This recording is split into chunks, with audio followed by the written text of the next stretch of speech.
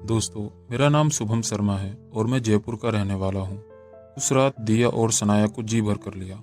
जितने दिन दिया हमारे साथ जयपुर में रुकी, उतने दिन मजे किए और तरह तरह से किए। दिया को अब घर जाना था, तो सनाया भी उसके साथ कुछ दिन के लिए चली गई ताकि वो सभी से मिल ले। घर से लौटकर वहाँ पर घटी हुई सभी घटनाएं सनाया ने मुझे जयपुर में लौटकर बताया। घर पहुंचकर सनाया अपनी माँ से मिलकर खुश थी। सनाया की माँ ने मेरे बारे में पूछा। सनाया ने सब कुछ अच्छा बताया।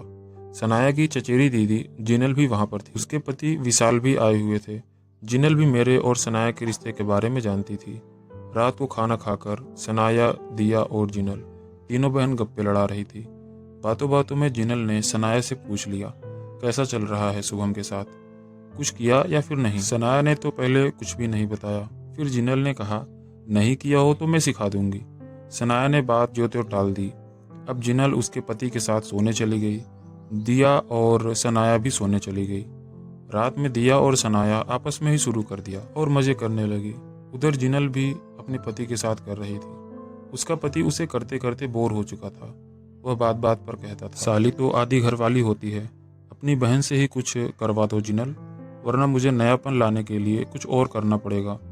जिनल बोली, दिया को तो नहीं, लेकिन सनाया से बात ज़रूर करूंगी, क्योंकि उसका भी बॉयफ्रेंड है और उसे उसके बारे में पता है। विशाल ने तब खुश होकर जिनल को अच्छे से किया। अगले दिन जिनल ने सनाया को अकेले देखते ही उससे बात करने के लिए सोचने लगी। वह बोलने से पहले डर रही थी, क्योंकि अपना रिश्ता बचाने के लिए उसे हिम्मत की और पूछ लिया। उसने सनाया से पूछा कि क्या वह उसके लिए कुछ कर सकती है, बदले में जो बोले मैं कर लेगी। सनाया ने पूछा कि क्या करना है। जिनल ने कहा, वादा करो मुकर नहीं जाना, क्योंकि ये मेरी शादी बचाने का मामला है। सनाया ने वादा किया उस लाइफ के बारे में सब कुछ बताया और कहा कि विशाल उसे करना चाहता है। सनाया ने कहा कि वह कर लेगी, लेकिन उसकी भी एक शर्त है जो कि वह करने के बाद बताएगी और उसे माननी होगी। जिनल ने एकदम से हाँ बोल दिया। तब सनाया ने भी जीजा से वो सब करने के लिए हाँ बोल दिया। फिर जिनल ने उसी रात का प्लान बनाया, सबके सोने के बाद का। जिनल ने अपने पति विशाल को रात के प्लान के बारे में बताया। इससे विशाल बहुत खुश हुआ।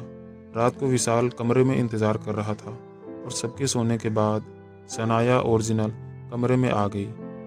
विशाल उन्हें देखकर बहुत खुश हो गया।